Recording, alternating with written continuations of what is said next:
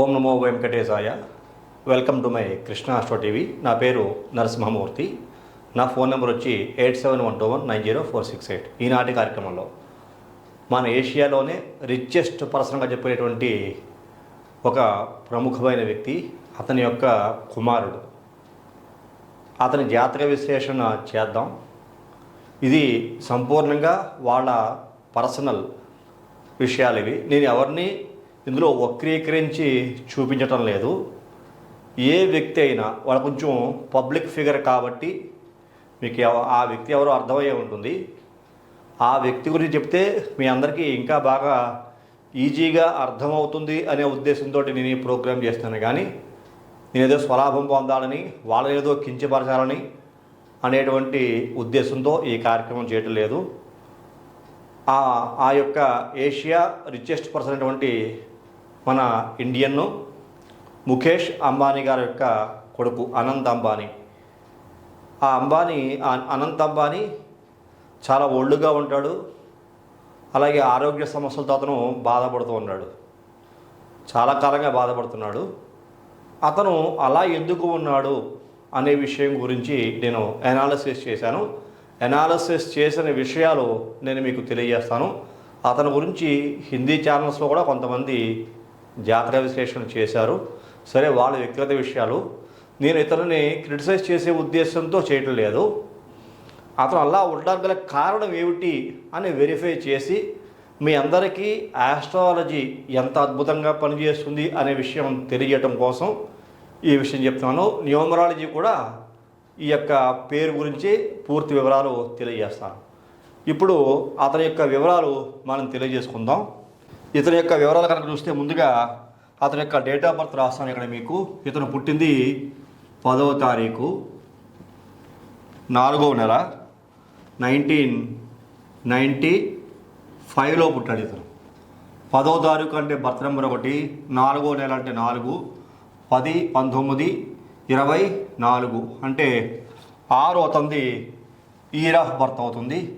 ఇలా చూసుకుంటే కనుక 10, 19, 24, 28, 29. 29 అంటే కనుక మళ్ళీ మనకి 2, 11 అంటే 2 చంద్రుడు వస్తూ ఉంటాడు. ఇతనికి birth number, destiny number, angel number ఏమిటో చూసుకుంటే బర్త్ నెంబర్ 1 అవుతుంది, డెస్టినీ నెంబర్ 2 అవుతుంది, ఏంజిల్ నెంబర్ వచ్చి 5 అవుతుంది. ఇతని యొక్క పేరు అందరికీ తెలిసిన విషయమే. ఇతను పబ్లిక్ ఫిగరే కాబట్టి, ప్రజల్లో అందరికీ తెలిసిన విషయమే కాబట్టి అతని పేరు కూడా రాస్తాను మీకు. అనంత్ అంబానీ.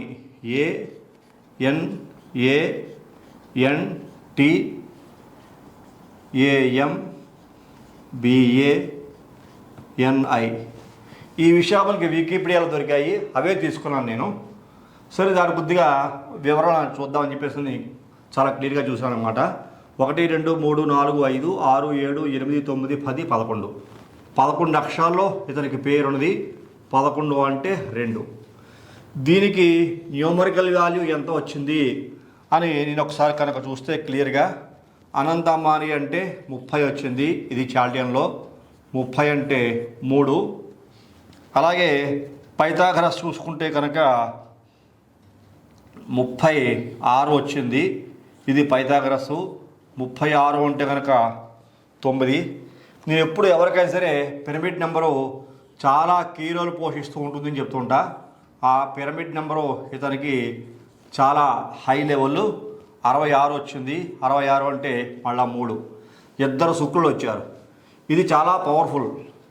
చూసుకుంటే ఇక్కడ మనకి గురుడు, కుజుడు, గురుడు ఈ నెంబర్లే ఉన్నాయి ఇతని యొక్క పేరులో. పేరు కూడా 11 అక్షరాల్లో చంద్రబలంలో ఉంది. మరి ఇతను ఎప్పుడు పుట్టాడు ఏమిటి అని చూసుకుంటే కనుక చైత్రమాసము శుద్ధ దశమి ఇతను పుట్టింది. చైత్ర శుద్ధ దశమి నాడు ఇతను పుట్టడం జరిగింది. అంటే శ్రీరామనవమి వెళ్ళినటువంటి మర్నాడు. ఇతను పుట్టిన జన్మ నక్షత్రం చూశాను నేను. ఆశ్లేష వచ్చింది. ఆశ్లేష నక్షత్రం కర్కాటక రాశి. కర్కాటక రాశిలో ఇతను పుట్టడం జరిగింది. ఇతనికి చంద్రబలం చూసుకుంటే, మనం చంద్రబలం చూస్తూ ఉంటాం కదా, 85% ఓకే, చాలా బాగుంది. ఎందువల్ల అతను చైత్రశుద్ధ దశమి నాడు పుట్టాడు కాబట్టి దశమి తేదీ చాలా ఇంపార్టెంట్. 10వ తేదీ కాబట్టి చైత్రమాసం కాబట్టి వసంత నవరాత్రులు వెళ్ళిన మర్నాడు చైత్రశుద్ధ దశమి తేదీలో ఇతను పుట్టిన కారణం చేత ఆశ్లేష నక్షత్రము కర్కాటక రాశి. చంద్రబలం అయితే 85% బాగుంది. ఆ మిగిలిన 15% కూడా పౌర్ణమి దగ్గరికి వస్తే ఫుల్ అయిపోతుంది. ఓవరాల్గా చంద్రబలం బాగుంది. అందువల్ల ఇతని పేరు 11 అక్షరాల్లో చంద్రుడి వలన వచ్చిన ఈ పేరు మాత్రం చాలా చాలా బాగుందని చెప్పుకోవచ్చు. ఎందువల్ల ఇతను పుట్టిన బర్త్ నెంబర్ 1కి గురుబలం పనిచేస్తుంది. అలాగే డెస్టినీ నెంబర్ 2కి ఇక్కడ మీకు 9 కుజబలం పనిచేస్తుంది. అలాగే ఏంజల్ నెంబర్ 5కి మళ్ళా గురుబలం కూడా పనిచేస్తుంది. ఇద్దరు శుక్రుడితో కలిసి వచ్చిన కారణం చేత ఇది డబల్ ధమాకా. ఇది చాలా రేర్గా వస్తుంది. వాళ్ళు బై బర్తే న్యూమరాలజిస్ట్ను కూడా కలిసి ఇతనికి ఆ పేరు అలా పెట్టి ఉండొచ్చు అని నా ఉద్దేశం. ఇది చాలా చాలా వండర్ఫుల్గా ఉంది. ఇందులో పట్టుకోవడానికి ఒక్క తప్పు కూడా ఎక్కడ లేదు. 100% ఓకే. ఈ పేరు 100% మనం ఓకే చెప్పచ్చు.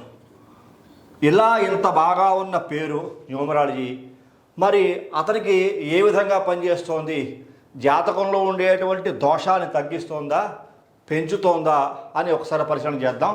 ఇక్కడ మీకు అతని జాతక చక్రం వేస్తాను. ముందు ఈ జాతక చక్రం వేస్తాను కానీ పూర్తిగా విషయం మనకి అవగతం అవ్వదు. ఇక్కడ మీకు అతని రాశి చక్రం వేస్తున్నాను. అతను డేట్ ఆఫ్ బర్త్ మాత్రం తెలుసు కాబట్టి డేట్ ఆఫ్ బర్త్ ప్రకారంగా వచ్చిన చక్రం వేస్తున్నాను కానీ లగ్నం మనకు తెలియదు. ఇందులో చూసుకుంటే కనుక మేషరాశి యందు కేతు ఉన్నాడు, తులారాశిలో రాహు ఉన్నాడు, వృశ్చిక రాశి యందు గురుడు ఉన్నాడు, ఇక్కడ శుక్రుడు, శని చూసుకుంటే కుంభరాశి యందు ఉన్నారు, రవి బుధగ్రహాలు మీనరాశి యందు ఉన్నారు, అలాగే చంద్రుడు స్వక్షేత్రంలో ఉన్నాడు, కుజుడు కర్కాటక రాశి యందు ఉన్నాడు. ఇక్కడ మనకి టైమింగ్స్ తెలియవు కాబట్టి అతను పుట్టిన టైం మనకు తెలియదు కాబట్టి రాశినే బేస్ తీసుకుంటాం. రాశి కర్కాటక రాశి 1, అలాగే 2 సింహరాశి, 3 కన్యారాశి, 4 అతనిది తులారాశి, 5 వృశ్చిక రాశి, 6 ధనుస్సు రాశి, 7 మకర రాశి, 8 కుంభరాశి, 9 మీనరాశి, 10 మేషరాశి, 11 వృషభ రాశి, 12 మిథున రాశి. ఈ రకంగా దీన్ని అపసవ్య చక్రం అంటారు. అపసవ్యంగా తీసుకున్నాం కాబట్టి ఇది మనకి కర్కాటక రాశి అవుతుంది.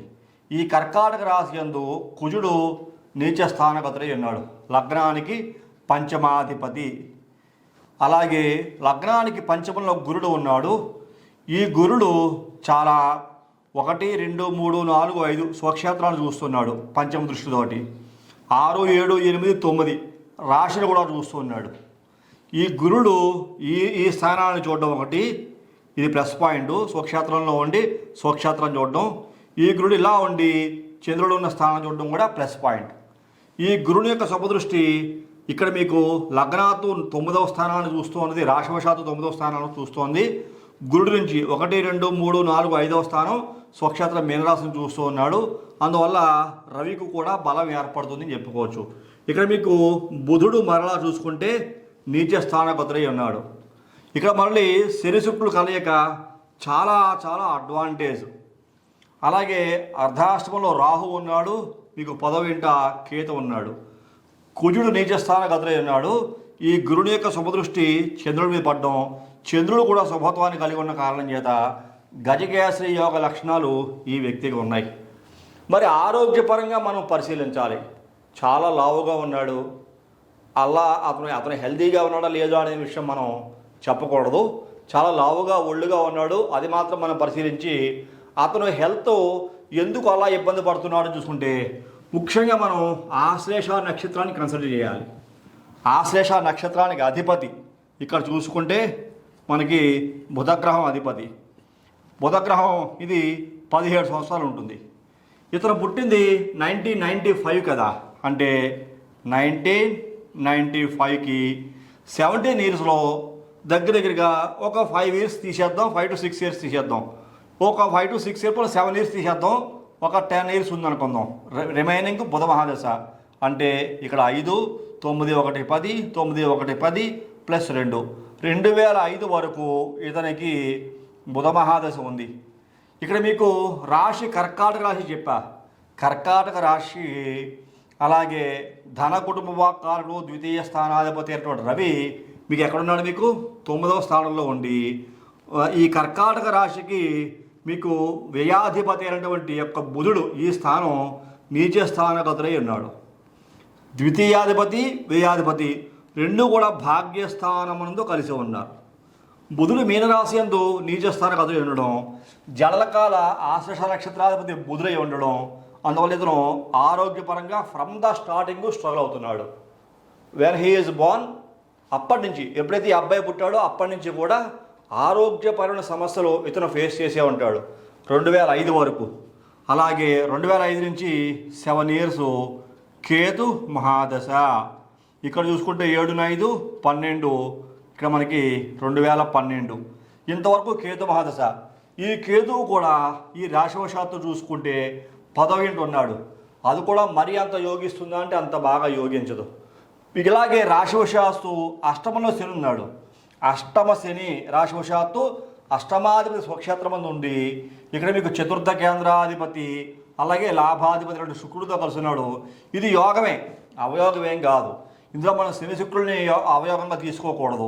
ఇక్కడ యోగకారక దశ కానీ ఆయుర్దాయం అయితే చాలా బాగుంటుంది, కానీ సమస్యలు ఫేస్ చేసే పరిస్థితి ఉంటుంది. మరి ఇక్కడ జాతకంలో చూడండి, గురుబలమే పూర్తిగా కాపాడుతోంది. జాతకంలో చూసుకుంటే 30, 36, 66 అంటే 3 ఓవరాల్గా ఈ గురుబలమే. అంటే ఈ రాశివశాత్తు పంచమంలో గురుడు ఉండడం చాలా ప్లస్ పాయింట్. 5వ స్థానం ముందు గురుడు స్వక్షేత్రంలో ధనుస్సు రాశి అందు ఉండి ఈ వృశ్చిక రాశి అందు ఉండి వృశ్చిక రాశిలో ఉండేటువంటి యొక్క గురుడు తన స్వక్షేత్రాన్ని మరలా మీనరాశిని చూస్తూ మీనరాశినే కాకుండా ఈ యొక్క జన్మరాశిని కూడా చూస్తున్నాడు, కర్కాటక రాశిని కూడా చూస్తున్నాడు. కర్కాటక రాశికి మళ్ళా గురుడికి ఉచ్చక్షేత్రం అవుతోంది. గురుడు ఈ స్థానం పంచమ స్థానం నుండి ఉచ్చక్షేత్రంగా చెప్పుకునే కర్కాటక రాశి చూస్తున్న కారణం చేత చంద్రుడు కుజుడు నీచ స్థానగతులు అయినప్పటికీ ఈ యొక్క రాశి స్థానంలో కుజుడి ఇంట్లో వచ్చి గురుడు ఉండి ఈ యొక్క కుజుడిని చంద్రుడు చూస్తున్న కారణం చేత కుజుడు కూడా ఎంతో కొంత ప్లస్ పాయింట్ అవుతాడు. ఇది చాలా అద్భుతమైన యోగంగా చెప్పుకోవచ్చు. ఓవరాల్గా చూసుకుంటే బుధుడు కేతువు 2 గ్రహాలు ఇబ్బంది.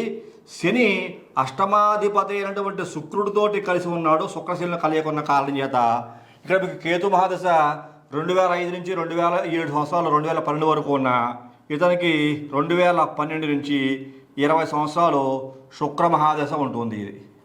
ఇది శుక్ర మహాదశ అంటే 2 + 3 2032. ఈ 2032లో శనిలో శుక్రుడు కానీ శుక్రుడిలో రాహు కానీ శుక్రుడిలో ఇతనికి చంద్రుడు కానీ శుక్రుడిలో కుజుడు కానీ వివాహాలు చేస్తాడు. ఇది శుక్రుడు దీన్ని మంచి యోగంగా చెబుతాం. ఈ యోగం ఉన్న కారణం చేత అద్భుతంగా ఇతనికి వివాహానికి ఎటువంటి ఆటంకాలు ఉండవు. సప్తమాధిపతి అష్టమాధిపతి చతుర్థాధిపతి లాభాధిపతి ఇక్కడ కలిసి ఉన్న కారణం చేత ఇతను ఆరోగ్యపరంగా ఎన్ని సమస్యలు ఫేస్ చేస్తూ ఉన్నప్పటికీ వివాహం అనేటువంటిది ఈ శుక్రమహాదశలో అవుతోంది. సమస్యలు ఎలా ఉంటాయి? వివాహం అయితే అతను సమస్యలు ఫేస్ చేయగలిగా ఉంటాడా? తర్వాత తల్లిదండ్రులతో ఏమైనా వివాదాలు వస్తాయా? ఆరోగ్యపరంగా ఇబ్బందులు ఉంటాయా? వాళ్ళ కుటుంబపరంగా వ్యక్తిగతంగా ఉండే సమస్యలు వాళ్ళు ఫేస్ చేసుకుంటారు, ఆ తర్వాత విషయాలు. కాకపోతే అతను వివాహం అవడం గల మూల కారణం చూసుకుంటే ఈ శుక్రమహాదశ ఇది 2032 దాకా ఉంటుంది. తర్వాత ఈ 2032 తర్వాత రవి మహాదశ 6 సంవత్సరాలు వస్తుంది. ఇది 2038 దాకా ఉంటుంది. మళ్ళీ ఈ యొక్క 6 సంవత్సరాలు రవి మళ్ళీ మీకు ఎక్కడున్నాడు? మీకు రాశికి ధన కుటుంబకారకుడు ఈ స్థానకాధిపతి వచ్చిన రవి 9వ ఇంట ఉండి మీకు వ్యయాధిపతిగా ఉండేటువంటి మిథున రాశిలో వ్యయాధిపతి బుధుడితో కలిసి ఉన్న కారణం చేత ఇది మళ్ళా కొంచెం సమస్యల్ని ఇబ్బందుల్ని కొన్ని రకాల సమస్యల్ని ఫేస్ చేసిన పరిస్థితి ఈ స్థితి ఈ సమయంలో కనపడుతూ ఉంటుంది. ఓవరాల్గా చూసుకుంటే అతను హెల్త్ డిస్టర్బ్ అవ్వడానికి ఇక్కడ మీకు కుజుడు నీచ స్థానగతుడై ఉన్నాడు, ఇదొక సమస్యగా కనబడుతోంది. బుధుడు నీచ స్థానగతుడై ఉన్నాడు మీనరాశి యందు. బుధుడు ఎన్నో స్థానానికి అధిపతి? వ్యయాధిపతి. తృతీయ వ్యయాధిపతి అయినటువంటి బుధుడు నీచ స్థానగతుడు అయ్యండి ధన కుటుంబ వాక్కారుడు రవితో కలిసి ఉండడం మైనస్ పాయింట్ అవుతోంది. గురుని యొక్క శుభదృష్టి ఉన్నప్పటికీ కూడా బుధుడికి గురుడికి అంత మిత్రత్వం లేని కారణం చేత బుధుడు నీచబట్టి వ్యాధిపత్యం వచ్చిన కారణం చేత ఆరోగ్యపరంగా సమస్యలు. జన్మమందు కుజుడు కూడా నీచ స్థానగతుడై ఉన్నాడు. దశమ కేంద్రాధిపతి ప్లస్ పంచమాధిపతి కోణాధిపతి కేంద్రాధిపతి జన్మమందు కర్కాటక రాశి యందు కుజునించబడిన కారణం చేత ఈ బుధుడు కుజుడు కూడా రక్తమాంసాలకి ఎముకలకి నరాలకి సంబంధించి రక్తమాంసాలకి నరాలకి సంబంధించిన సమస్యలు అతను ఫేస్ చేస్తూ ఉంటాడు. ఒబిసిటీ కూడా దీనివల్లే వస్తుంది. చాలా ఒళ్ళు వాళ్ళు మనకి కొంచెం హై లెవెల్ ఉన్నతమైన స్థాయి వ్యక్తులు కాబట్టి, చాలా సుప్రీం లెవెల్ స్థాయి వ్యక్తులు కాబట్టి అన్ని విషయాలు బయటికి రాకపోవచ్చు. కానీ ఇతర జాతకాన్ని మనకి ఈ వికీపీడియాలో దొరకడం, అతను డేట్ ఆఫ్ బర్త్ని తీసుకుని పరిశీలిస్తే కనుక ఆరోగ్యపరంగా ఫ్రమ్ ద స్టార్టింగ్ అతను పుట్టి దినదిన ప్రవర్ధమానంగా ఎదుగుతూ ఉంటేనే ఆ ఎదిగే సందర్భంలోనే సమస్యలు అతనికి ఫేస్ చేస్తూ ఉంటాడు. ఆ సమస్య వల్ల అతను చిక్కుకుంటూ ఉంటాడు. ఎందువల్ల జాతకం దీన్ని పూర్వజన్మ కర్మఫలం అంటాం. ఇక్కడ ఈ జన్మలో ఇతను కుబేరుడి ఇంట్లో పుట్టిన, ఉన్నతమైన కుటుంబంలో పుట్టిన, అన్ని రకాల సదుపాయాలు ఉన్న ఇంట్లో పుట్టిన, ఇది మాత్రం వదిలిపెట్టదు. అదే మనం తెలుసుకోదగ్గ విషయం. ఈ కర్మఫలం ఏ వ్యక్తికైనా ఉంటుంది. కటికి పేదవాడికైనా కుబేరుడి ఇంట్లో పుట్టిన మనిషిగా పుడితే దీని నుంచి తప్పించుకోవడం చాలా కష్టం. మరి వాళ్ళకి ఏం తక్కువ? వాళ్ళకి సర్వసమర్థులు, ఏదైనా చేయగలరు, దేనినైనా సాధించగలిగేటువంటి సంపన్నులు. అలాంటి సంపన్నులు కూడా ఈ అబ్బాయికి సంపూర్ణ ఆరోగ్యాన్ని ఇవ్వలేకపోతున్నారు. చూసారా? ఎందువల్ల అతని ఆరోగ్యం బాగుపడాలంటే ఇక్కడ వాళ్ళు పూజలు చేయట్లేదని కాదు, హోమాలు చేయట్లేదని కాదు, వాళ్ళు కూడా ప్రతినిత్యం ఎన్నో రకాల పూజలు, హోమాలు, జపాలు చేయిస్తూ ఉంటారు. ఇతర చేత ఏదో రత్నాలు పెట్టించే ఉంటారు. న్యూమరాలజీ ప్రకారం కూడా మంచి నెంబర్లో వచ్చేలాగా, సంఖ్యాబలాలు ఉండేలాగా పేరు. ఇదిగో ఇక్కడ చూసుకుంటే 1, 2, 5కి మంచి నెంబర్లోనే పేరు పెట్టారు. ఇతనికి ఏంజిల్ నెంబర్ 5 కూడా రావటం, ఈ ఏంజిల్ నెంబర్ 5కి ఆధిపత్యం వహించిన బుధుడు కూడా నీచ స్థానగతుడై ఉండడం, ఇవన్నీ కూడా పూర్వజన్మ కర్మ ఫలితాన్ని మనకి చాలా స్పష్టంగా క్లియర్గా కనిపించేలా చేస్తున్నాయి. నేను మీకు చెప్పే విషయం ఏంటంటే, ఏ వ్యక్తి అయినా సుఖం వచ్చినప్పుడు సుఖం అనుభవిస్తాడు, కష్టాలు వచ్చినప్పుడు కష్టాలు అనుభవిస్తారు. ఇది భార్యాభర్తలైనా, అలాగే తల్లి కొడుకు, తండ్రి కొడుకు, కుటుంబ వ్యవస్థ అయినా, అన్నదమ్ములైనా, స్నేహితులైనా, మిత్రులైనా, ఎవరైనా కావచ్చు. ఏది ఎంతవరకు ఎలా ప్రాప్తిస్తుంది వాళ్ళకి ఇవి చూపిస్తాయి మనకి. అలాగేమిటంటే కొన్ని వ్యక్తిగతమైనటువంటి ఆరోగ్యపరమైన సమస్యలతో ఈ అనంత అంబానీ మనకి ప్రత్యక్షంగా కళ్ళ ముందు అందరికీ కనబడుతున్నాడు. చూడండి పాపం, ఎంత ఉన్నతమైన కుటుంబంలో, అంటే ఎంత ఆర్థికంగా బలమైన కుటుంబంలో పుట్టినప్పటికీ కూడా ఆరోగ్యం అతనికి పూర్తిగా సహకరిస్తుందా, సహకరించట్లేదా అతని ఆరోగ్యం అనేటువంటిది మనకు అతను చూస్తేనే మన కళ్ళ ముందే కనబడుతోంది. అతను కూడా నిన్న మొన్న ఒక స్పీచ్ కూడా ఇచ్చాడు. అతని ఆరోగ్య సమస్యల గురించి కూడా అతనే మీడియాలో మనకి చెప్పడం కూడా జరిగింది. ఎందువల్ల అంటే ఇలాగ జాతక విశ్లేషణలో ఎన్నో కనపడుతూ ఉంటాయి. దీనికి రిలేటెడ్గా చూసారా, ఇతనికి పేరు ఇలా పెట్టినా మరి ఈ దోషాలు మనం పోగొట్టలేవా అంటే, న్యూమరాలజీ ప్రకారంగా ఎంత మంచి పేరు పెట్టినా ఇది మంచి పేరే, ఇది ఏమి చెడ్డ పేరు కాదు. 3/3 అన్నీ ఇవ్వటమే. అతను జంతు ప్రేమికుడు, అతను ఏదో ఒక సోషల్ సర్వీస్ చేయాలి. 3 గురుబలం అంటే అంతే. గురుడు ఎప్పుడూ కూడా ఇచ్చేవాడే కానీ తీసుకునేవాడు కాదు. అనేక రకాల చారిటీస్ చేస్తారు. వాళ్ళు ఆర్థికంగా బలవంతులు కాబట్టి ఇంకా ఎక్కువ చేయొచ్చు, ఇంకా అధికమైన సంపన్నులు కాబట్టి అనేక రకాల అడవులను కూడా సృష్టించి, జంతువులను సంరక్షించి, ప్రపంచ శాంతి కోసమని వాళ్ళ యొక్క మనసులో ఉన్నటువంటి కోరికల్ని నెరవేర్చుకునే శక్తి కలిగిన వ్యక్తులు కాబట్టి ఇంకా ఏదైనా ఫర్దర్ కూడా చేసే అవకాశాలు ఉంటాయి.